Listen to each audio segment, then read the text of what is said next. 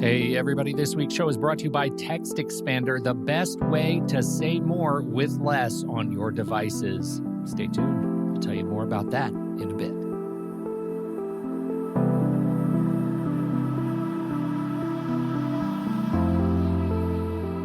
I know that when my daughter got her permit to drive, we didn't just say, here are the keys. When she took her first turn left into our neighborhood, she didn't know to put her foot on the brake before she turned.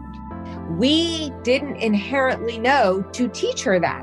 When our second daughter came, we now knew you got to put your foot on the brake, you got to put your blinker on, and you got to slow down. When we gave our first daughter a phone, it was happy birthday. Aren't we great parents? You know, you now have an iPhone. Your teacher doesn't have to call you out because you're one of the ones with a flip phone and you got to go get the dictionary. So it was like, great parents, you gave her the phone. We now know that it's best to create a contract. As a person who has one of these devices, we have to do things differently.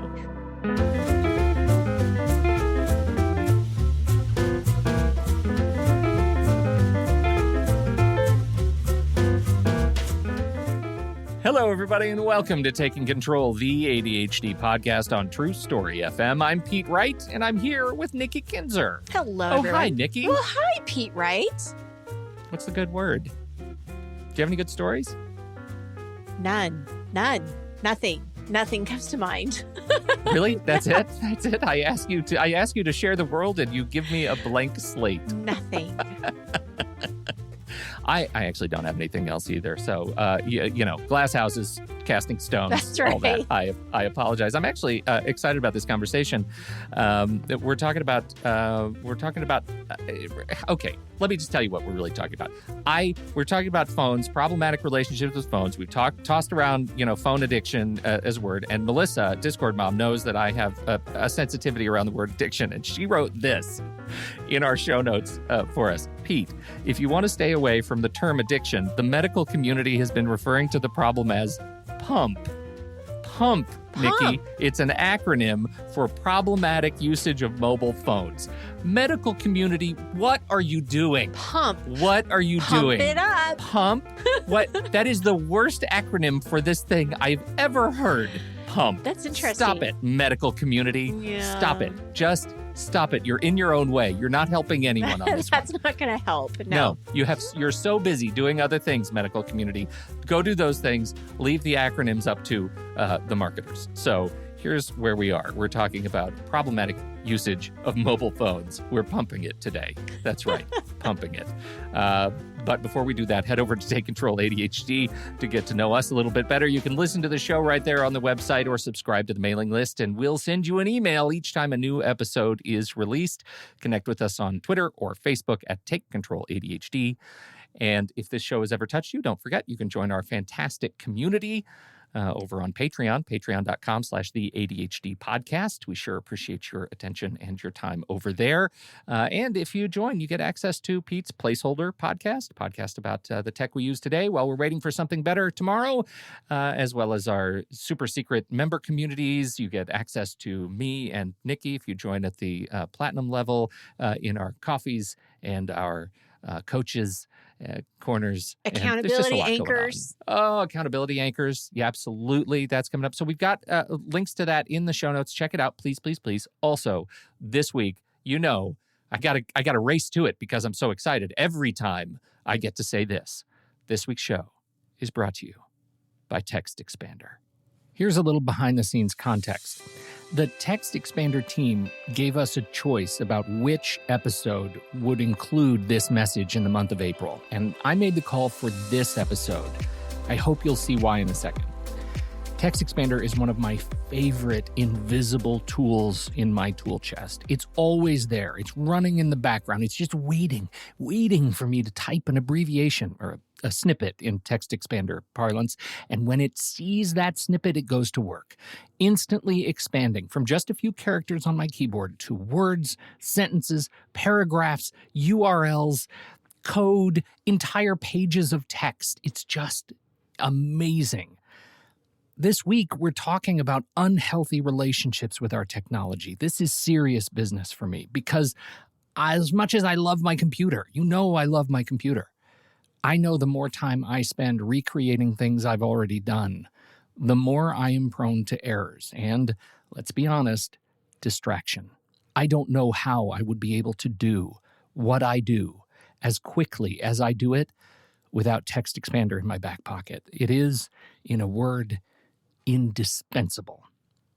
But it's not just for me. I'm on 2 teams that both use TextExpander, and I hope you'll explore the team features too.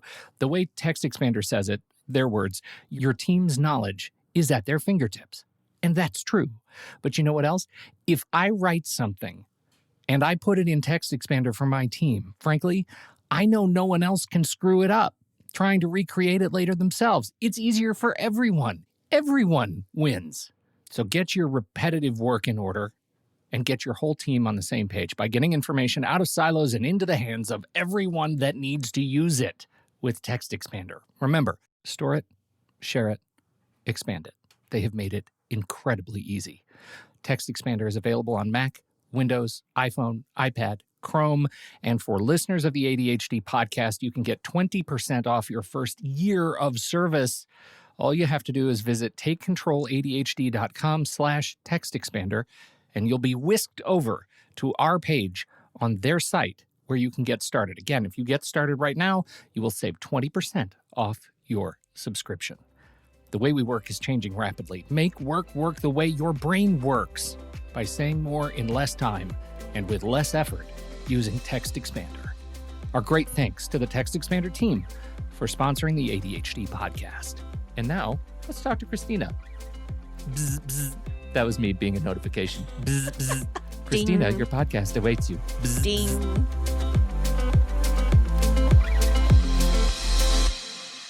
Christina Avallone is author of Thriving in a Digital World and is here to share her passion for helping families break free from an unhealthy relationship with their technology. Christina, welcome to the show. Thank you for having me. I appreciate it. Hello, welcome. Nikki, Yes. you have been a longtime enthusiast for having this conversation. Yes. How would you like to begin picking Christina's fantastic brain? Well, I think it's one of those issues that come up in coaching a lot. And especially because when we're talking about routines and we're talking about systems, building systems to get you out of the door on time, to help plan your day, to get things done, something that comes up as a distraction, as a roadblock, is often the phone. And I see it with adults. I see it with my college students, and especially when it comes to like bedtime routines and morning routines, there's this urge. You wake up and you check your phone. You look at the news. You watch. You're looking at social media. Well, now an hour's gone by, and you're late for work. You're late to actually even start your morning routine. So I see that a lot. And then I also see the evening where I really want to go to bed earlier, but part of it is ADHD time blindness, because, they're getting so focused on whatever it is that they're reading or watching that they lose track of time. And then all of a sudden it's, 2 hours past the time that they wanted to go to bed. So it is definitely an issue that I see all the time. And I have strategies and we talk about these things, but I really wanted somebody on the show who dives deeper in it and really has more than just put your phone in a lockbox. Like we've talked about that, and I've had clients who've tried putting them in a lockbox, and you put the phone in the little locker thing, and then it doesn't open until the next morning. And they'll do that maybe once or twice, but then it's not consistent. So it's not always, it's not the answer to everything. So that's why I'm just so excited to have Christina on the show and help us understand this better. And we can help our audience understand it from an ADHD perspective as well.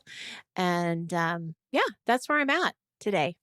All right. So Christina, to you, what made you write the book? What made you dive into all of this? So I saw the landscape change. My kids are currently 22 and 24.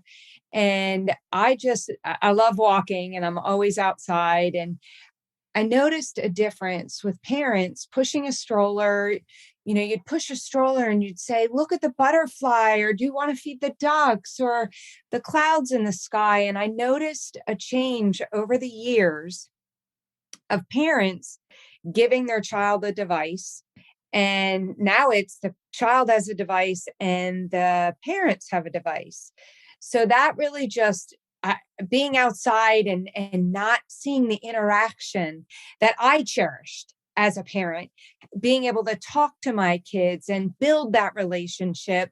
And when my kids were going to college, I've been blessed to be a stay-at-home mom and done other, odds different jobs and such, that I just wondered, what's my next step? And I was talking to someone about, do you notice a difference? Are you seeing these kids not knowing how to have eye contact, not knowing how to give a handshake, not knowing how to hold a conversation?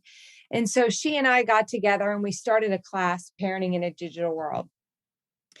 And one of the first parents in my class came in broken. And she said her son, when she had to take him off his gaming device, he would hit her. So she didn't know what to do. Week one, we just helped her over an 8-week period, giving her tools, giving her techniques, what to do.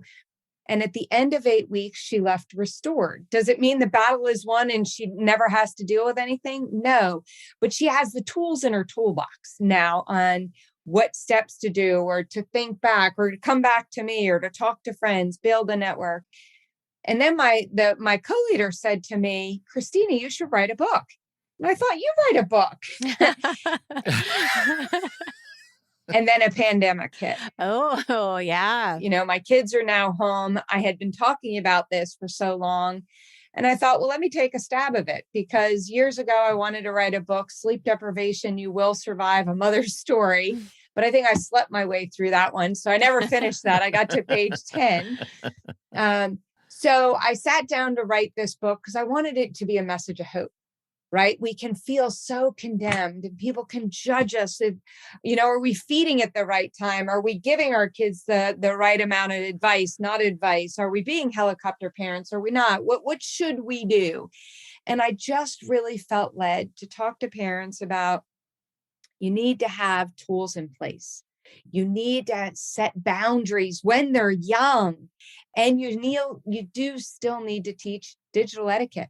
It matters that people say, well, that's what everybody does today. Doesn't make it right.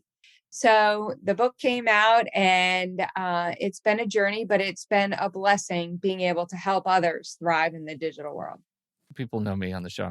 I'm an advocate for a lot of technology, and so many of the tools that Nikki and I talk about in terms of the systems that we talk about sort of require a phone. I mean, how often do we talk about use your phone, set a repeating alarm, use these apps, like do all of these things? And I want to say for the record right now that I also know tech in many areas is broken.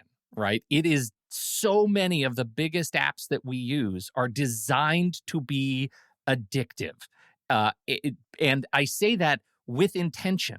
Tristan Harris is a former design ethicist at Google and said once that the pull to refresh option, the just slide down, you feel your phone make a little haptic beep and it refreshes with new stuff, that was modeled after slot machines. Like, that is designed to encourage a noted problematic behavior for many people who have gambling trouble, right? It is absolutely problematic. So I feel like it is so easy. It's easy for me to go into a pit of despair. And one of the things that you talk about in your bio is the attachment to capitalist, surveillance capitalism, right? This is the whole notion that if you're not paying for something, then you're the product, right? This is that they're watching your activity, they're tracking you across the web, they being, whatever the company, the business entity is tracking you across the web in order to make money off of selling your information and your data, right? I mean, are we talking about the same thing? Yeah. Yes. Okay. So that is hugely problematic. And I've said in our Pete's Coffee sessions, and I've said in our other shows, I have a real problem with that. And so you find me at a crossroads constantly, every day, about when to be a booster for what technology can do for us and when to be a protectionist of protecting your brain and your activity. I think this might help you, Pete, because I know where you're coming from, because I know you very well. I think what we have to separate is there's a difference between using the system for Todoist and having a nice time management system workflow than going onto Facebook. So there's a separation here of how you're using your phone also for productivity versus, I think, these other things that pull you in. I totally hear you. And I say that's the problem with phones. And I think I want to toss to Christina here, because I think the problem with phones is that using Todoist and using Facebook are right next to one another on that single device. Yes. That is the problem, right? Oh, because they're next to each other. The way you're using them are separate. I mean, the way that the purpose of each one is different. That's really the crux of it, isn't Christina? Like the fact that the lure to pull to refresh on Facebook is right next to this thing that might actually help me schedule my day. Right. So hear my heart. I'm not a Luddite, to your point. Luddite, my husband had to tell me that word when I was talking about this. He's like, Christina, people need to know you're not against technology. You're not against technological advancement. I'm against the misuse and overuse. So inherently, if you know that's your problem, Facebook, then where I would recommend, what one of my recommendations is, take it off your phone. Put it on a computer so that it's not as easily accessible. Because you're right, if they're next door to each other, you're going to mean to go on for maybe the good tool of you needed to check your email, but right next door is Facebook. So I'm thinking you may have seen the movie Social Dilemma. Yeah. We now know, right? Yeah. We now know that's their intent. So in 2007, when phones came out, none of us knew. But my biggest thing, why I speak about this, why I have a heart of it, because my kids are 22 and 24. They've heard me talk about this. I think they pretty much have it. None of us have it perfectly managed, and we have to reevaluate, is awareness, is to make the next generation, to make my generation, to make, grandparents and, elderly people aware that this can be a problem, that you need to take the steps. Because I would recommend for people that have a phone in a bedroom, you shouldn't have your phone in the bedroom. The next answer to me is, it's my alarm clock. I then recommend go down to Walmart, to Target, to Bed Bath & Beyond, get an alarm clock. People then say to me, well, I use it for, I turn off my fan. I turn on my fan. I turn on my lights. I use it for whatever the person, some people are, ER doctors and they're on call, or they're whatever the case may be. So Pete, to my answer to you is, use it for the tool that it is meant to be. If you know that there is something on there that is addictive, take it off. My daughter likes to say she fasts from social media. She takes sometimes Facebook off, or Instagram, or you can even make your phone look ugly, put it on black and white, because the colors are what makes it pop.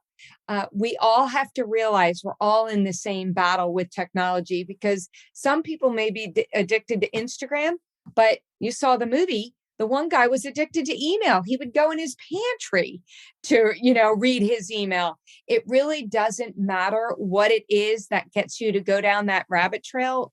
But we now know that if you look at a notification on your phone, the average person is then lost for 20 minutes.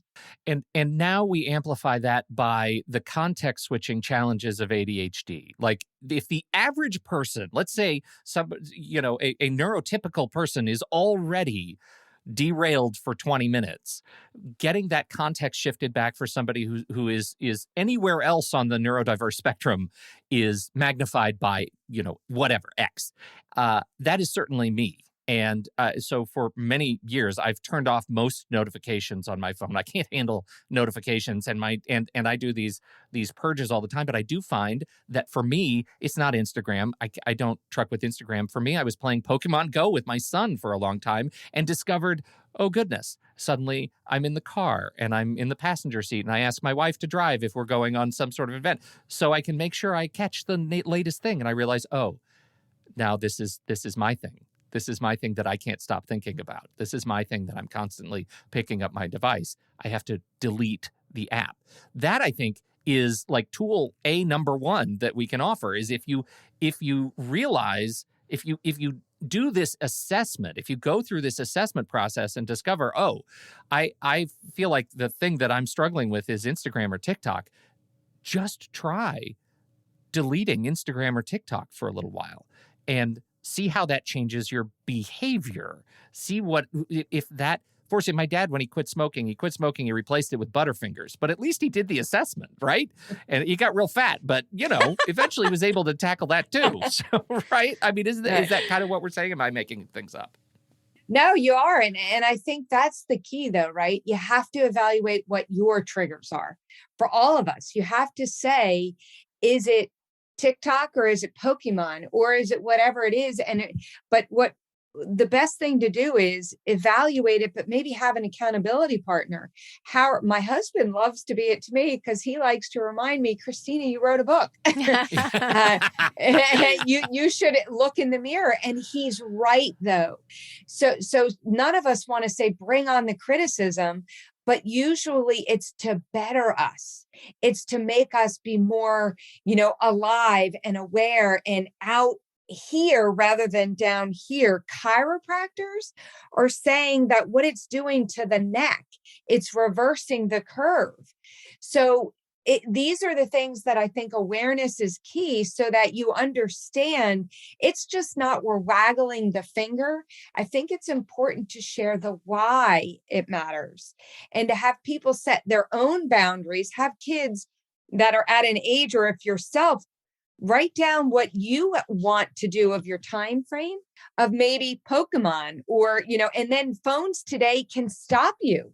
So it takes it off you, set those alarms that shut it down, because when you have a say in the matter, rather than someone just telling you don't do it anymore, you're going to be more likely to do it because you're not hearing wah, wah, wah. You're hearing yourself. You set that boundary and you did it for a purpose, and maybe write yourself a note why you're doing this to be more present with the people. So that I have a question about that, because I notice you mentioned this earlier about like children, do they know how to have eye contact? Can they have a conversation? Are they learning these social skills that we learned because we didn't have this stuff when we were young, right? I mean, I had the TV where I had to actually walk and turn the dial. And we had three channels. I had pliers. I had to get in there and turn it with pliers. Yeah. So, but I am always fascinated by how when you go into a grocery store and you see people waiting in line, they're on their phone. When you go to a restaurant and you see people waiting for their dinner or to be seated, the whole family, the whole group is on their phone. What is that? What is going on that we can't wait in line without picking up a phone and looking at something? People don't like to feel awkward. That a lot of people say it's just easier. And it's unfortunately the disconnect. In my opinion, the enemy wants us to be so isolated. And when you're isolated, you're lonely, you're anxious, you're stressed. So we now know the connection is there. We now know that it is so much better to sit and to wander. I wonder if we'd have all of the beauty and all of the artistry and all the things that were invented if we had devices back then, because we don't give ourselves a chance to sit. It's actually recommended that when you don't know an answer to something, wait 24 hours before you Google it. Oh, interesting. because that's why the gray and the white matter in brains are changing, because we're not using what we always had to use. I can give you my childhood phone number because you had to memorize stuff. Now it's, let me think if I can think what your number is. And if not, let me grab my phone.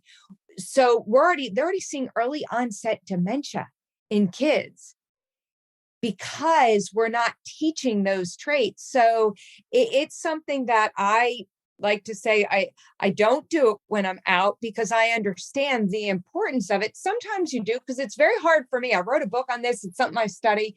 When I go out to eat, I want to tell everybody, get off their phone. Get off their phone. Yeah, I kind of do too. Like, I want to say, go talk to your kid. Like, he's sitting right next to you. Right. And when I present, I do the marbles, right? So I have a jar of for 0 to 18 years old, and it's per month. And then I do from 11 to 18, and then I do an empty jar. And that's where I am. My kids are both grown. They're getting married. So I'm an empty nester now. You can't get those moments back out to dinner. And people say to me, well, I'm tired. Did you not think we were tired? My husband traveled 50% of the time. When he would come home, we'd go, grab a pizza somewhere, but we played I Spy. Would we have liked to have had a conversation? We have plenty of them now. So understand that day will come. But if you're just giving them a device, abdicating that role, you are missing out on so many blessings. Yeah, I agree with that 100%. And I think that, one of the things that we did in our home, and we still do, is that you don't have phones when we're eating dinner, whether we're at home or we're out to dinner. You don't have phones. Like, I don't care if you just sit there and look at me and eat and do not say anything. That's fine. But I don't want your head in that phone either. And one of the things that I have noticed, especially a few years ago, that became really important to me, and it's about that mindfulness, it's about being present, is when I would watch my kids play soccer or basketball or any kind of sport, I really wanted to be in the moment of watching them.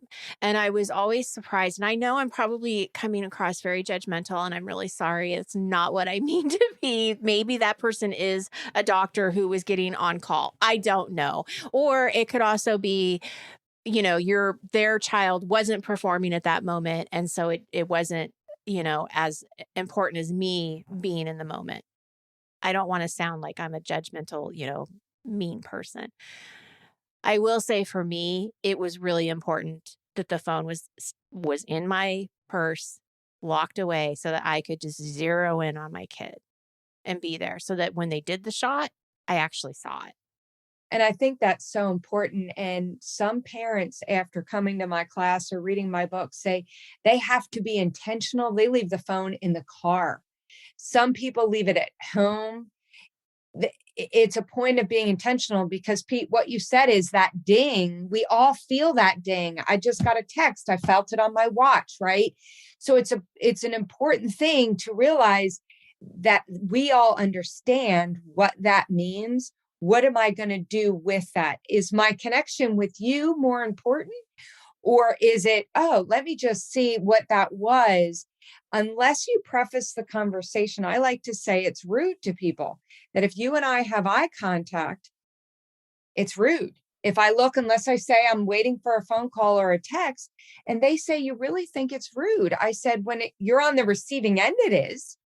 And when you're the one that, you're always down here and you're only looking up when it's your child, what about all the other kids that maybe their parent isn't there, or they don't have someone, or just the camaraderie of you then can talk to that other parent. Wasn't that a great game? No, I only saw what my kid did, because I'm right there with you. Hear my heart. I'm not judging. I understand sometimes you have to be on the device and you have to do that. But I think we've gotten so far the other way that we've just learned to accept it, that I think we have to take the reins back and say, enough. We now understand the disconnect. People are isolated.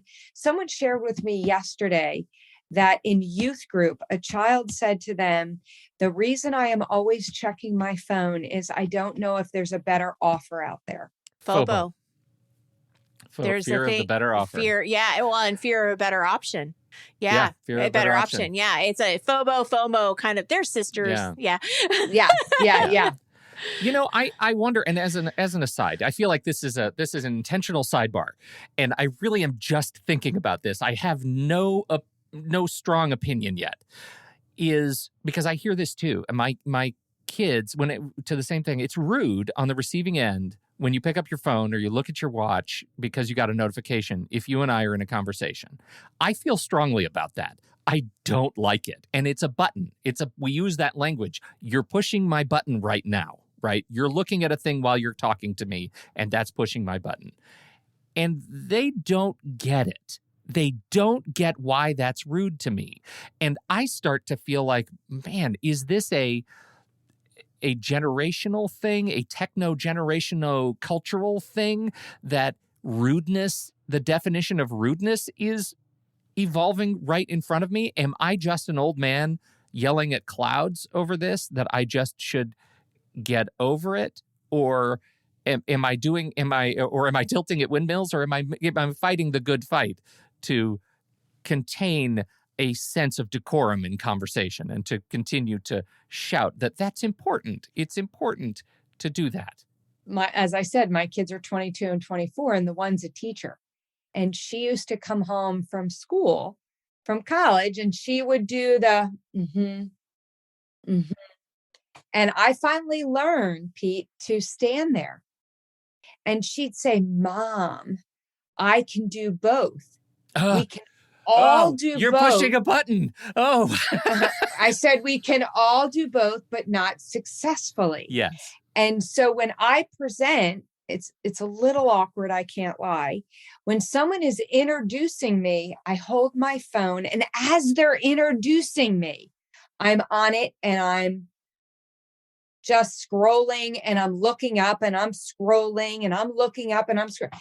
And then I say, did anybody feel awkward while I was doing it? Young and old, it doesn't matter the age. And they say they were surprised that I'm about to talk about technology and I'm on my device. And I tell them it's intentional, because until you're on the receiving end, you don't inherently understand it and see it. But when they realize I'm being presented, people are introducing me, but I just think we haven't taught it. I think we've learned to it got ahead of us, and we got to take the reins back. I'd like to do a quick review of some of the signs and symptoms that you may be struggling with your relationship with your phone, writ large technology. And do you have a list you review in your classes that you could share with us? I found a list from the National Library of Medicine that I find some of the things actually quite pertinent and funny, but which I will augment if you have a list you'd like to start with that doesn't include some of these things. So anger, angry. I have a quiz, and you know, when they get sweaty, sometimes people get, unfortunately, they lash out. I've even had friends of a kindergartner whose children would watch YouTube Kids, and they got nasty to one another. The behavior changes, but that's where the dopamine, right? So you're asking someone to just get off a device that you're saying to someone who's an alcoholic, just stop taking that drink. You have to understand that you're not fighting the person, you're fighting that dopamine at that moment. So it's just different ways that dopamine can respond. Some people if you're taking away one, they may go to another thing that gives them that rush, if that makes sense. Yeah, totally. You nailed all of the big ones. And there are some little, like these are behavioral, and I want to bring them up because I know I have felt them in the past, and I have done these things in the past. And now I'm only laughing about them through a veil of shame that I realize this is what these are. So lying about your smartphone use. And we always say in our house, are you lying to me, or are you lying to yourself about, your behavior here? You get up in the middle of the night, and the first thing you do is check your phone. right? Oh You get up in the gosh. night, like, and maybe it's you get up in the middle of the night to quote go to the bathroom, but to go to the bathroom you take your You bring phone your with phone you. with you. Yeah. Yeah, that's a problem. If you reach for the phone the moment you're bored, we talked about that one. This one is the one that oh, this gets me. Phantom vibrations. Ask yourself, Oh, yes. do you think the Mhm. phone buzzes when it doesn't? Do you think your wrist is buzzing Oh, when it I felt hasn't? it. I know I have. Right? Yeah. Right? Yeah, oh, yeah. Phantom vibrations. Are you kidding? So that's it. And you know, this particular study poses the question for you to think about your closest relationships. How many close friends do you have outside of your immediate family? What is that? How has your friend network changed over the arc of, say, years? Do you have more friends today than you did 10 years ago? Ask yourself that question. And do you think maybe it has any connection to the lack of the lack of need to socialize because you have this thing in your hand? Does that make sense to you? What is your sense of the technology's impact on strong ties in terms of your social relationships? If you were to ask me, I don't think it's affected me, but I do think the younger generation, because they think they have 1,000 friends, and yet, or they do online, I and sort of yet reprogrammed what the word friends mean, you know? Yeah. exactly, and yet they have no close friends. So that's the heart wrench, that, or they think they have a boyfriend, but they don't know where they're from. When did we ever think that would be the case? Or Ugh. you wonder if that's a true friend, or is it, what you call it, FOBO, right? Yeah, Is that yeah. friend going to step out? Would you have ever done that 20 years ago? Wondered if you're going to get a better invite. I mean, maybe, but not really. Yeah. But now you're always looking, oh, is there something I'm missing? And it just truly breaks my heart, because if you look over the years, what has happened to the next generation with loneliness, depression, suicidal thoughts, it's off the charts, stress. And I'm thinking, what are you stressed about? I mean, I see with my own children that they're more aware when they're out. They know to leave their phones in another room. They've told their boyfriends, now fiancés, that there are so many that I had a gentleman come to a bookstore event I had. He was 26 years old, and he said he wanted to come because when he and his girlfriend watch a movie, they're both on their devices. And he said he felt a disconnect with his girlfriend, and he wondered why. Because when you're on your device, you're there physically, but you're not truly present. You dropped the suicide, and I just want to say that the CDC reports that between 2010 and 2015, the suicide rates are up over 65%. At the same time, among adolescent girls, it's up 58%, the largest group. So to say that suicide rates is off the charts, I think minimizes just how off the charts and sad it is. And I want to make sure that statistic is out there, that it really is bad. And as conservative as I am about using, the terms, while research is so hot and this is the kind of research we need to cover this, is generational in span. Like we need long-term longitudinal research to figure out what the direct impact is. But let me just say again, for the record, it's not looking great, right? So it's all out there. But now let's pivot a little bit and talk a little bit more structurally about like the relationship that you can have with your technology, to not to steal a term, but to really thrive in a digital world.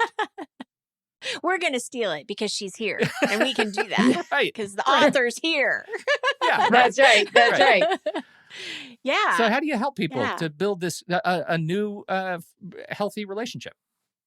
And I think it is intentionality. I think you have to evaluate, because the world can tell you to do it this way and that way. And I've had to learn, since teaching my parenting in a digital world class, that we can't put everybody in a box. right? You may do 5 hours, you may do 2 hours, you may do an hour today, 2 hours tomorrow. So you have to evaluate what you're using it for. And you have to evaluate what is your purpose in life? What is your purpose in that day? What do you want out of life? I think it's a good question to have for yourself, for your family. Do you want joy? Do you want peace? Is your phone going to give it to you? Or we're all on computers right now. We need technology, but you want to set yourself guidelines. What would be best for you? I think that's a good ask. And to reevaluate it, I need to check email. I need to check text. As a Bible study leader, I need to be able to know what is going on. Is something changed, especially Pittsburgh? Did the weather change? I need to have my text to see if schools are closed. So there is a purpose for it.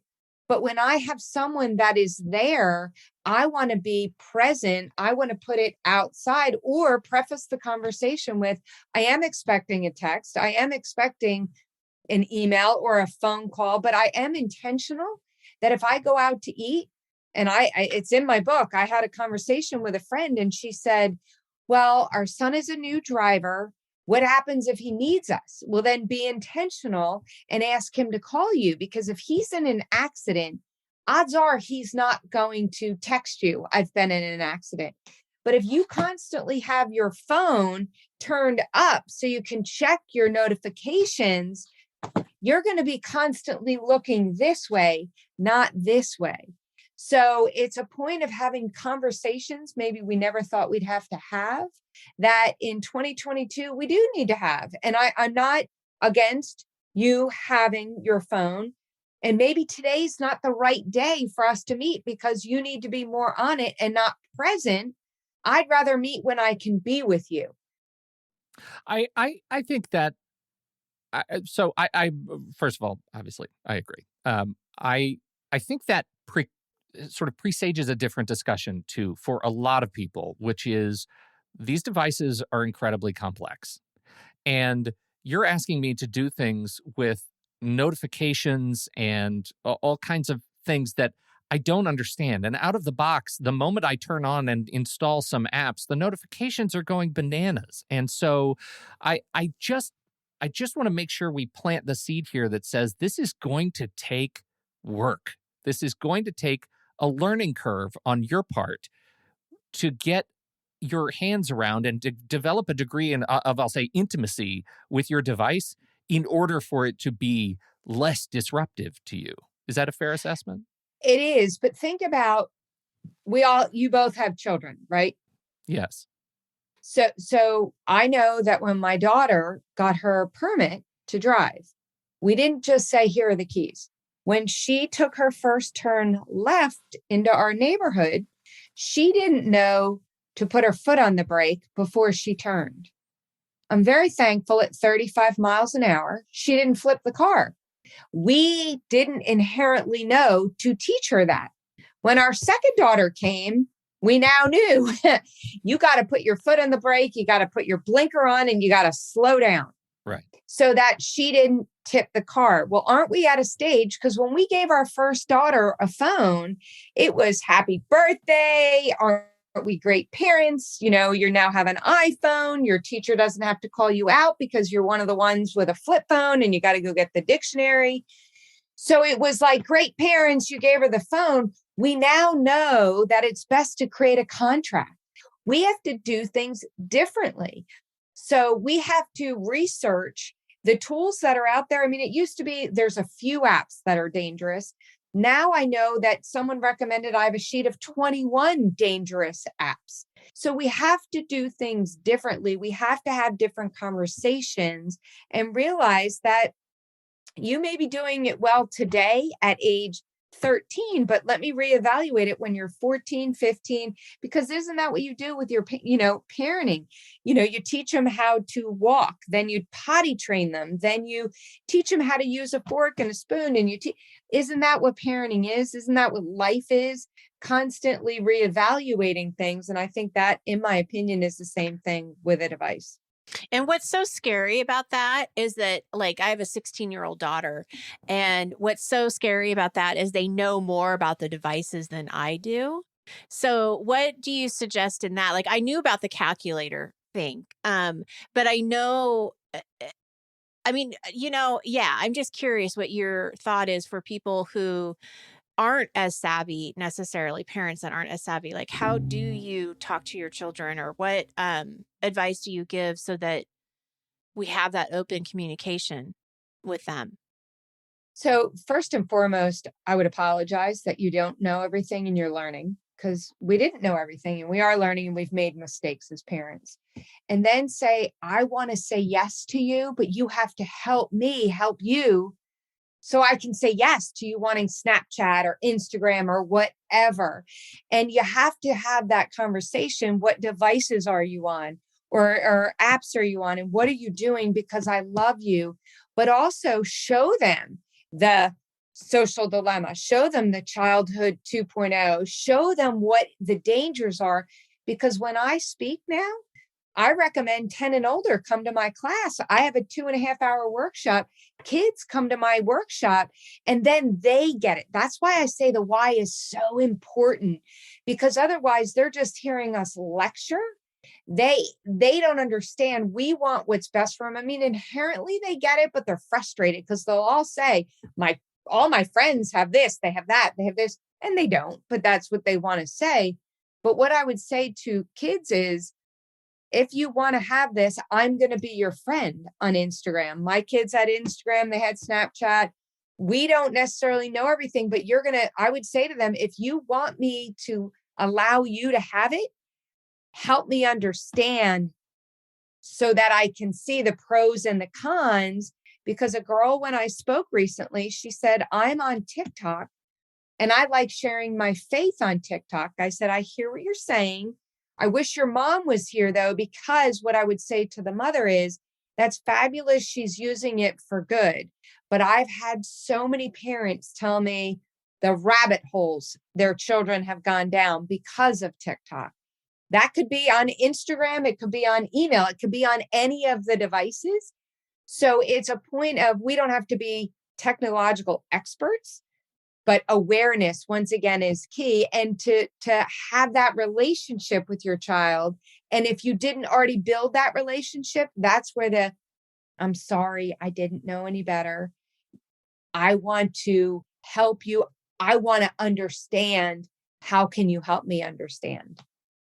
Nikki, do you want to talk a little bit about some of the examples that you have in working with folks that have been struggling with this, and maybe we can just, as we wrap up here, maybe we can pull apart an example or two? Yeah, absolutely. And I think that it does kind of go back to like this strategy, right? Like, how do I take back control of the situation and have some balance? So, for example, we talked a little bit about this earlier, where the person wants to go to bed at a certain time. They want to go to bed earlier, and they know that it's their phone gets in the way of that.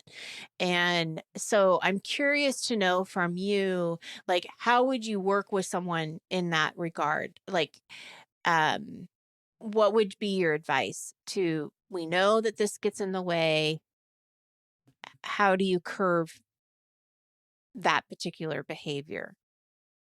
Have they put their phone to turn off? That's where the lockbox went. Came in. So there was this whole thought of, okay, I'm going to put the phone into the box before I go to bed. And it works for a little bit, but then it doesn't tend to.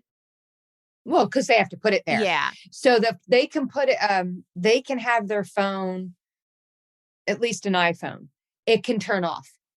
So it's once again an intentionality. Of turning Another it off. thing I would have it turn off, right? Mhm. Yeah. So you don't have to physically do it, right? Because you could see that notification. But if it just shuts off, and maybe you have a 10-minute alarm, so you know it's coming, but and I wonder if there's a way that you can have it that you can't cheat it, if that makes sense. Yeah. I think there is a way that it just automatically, and you can give it to someone in your family, the passcode or whatever, because if you set it, you may need to adjust that once in a while. But also have an accountability partner. Have someone that you trust that if you're struggling, to go to them or help me or to check in. I think sometimes when I have someone I know that's going to check in on me, that holds me more accountable with whatever I'm dealing with. But technology, it's a point of, it is an addiction. So when my kids were little, we had a basket that everybody had to put their phone in. And the first 10 minutes, these kids struggled. But once they got past that, they actually said, Mrs. Avallone, do you know that was freeing? So that's interesting, because that goes back to kind of, Pete, what you were saying before. And I want to wrap this up. Like, so what you're saying is there's that intention of, I'm turning it off. The first 10 minutes is probably going to be really hard. First day or two is going to be probably really hard. But then, Pete, you were saying you are able to reprogram. Radiological Society of North America did a wonderful study with heavy pathological iPhone use, and they said in a very short amount of time, with in some cases with the aid of cognitive behavioral therapy, brain chemistry reverts to non-addicted ratios very quickly.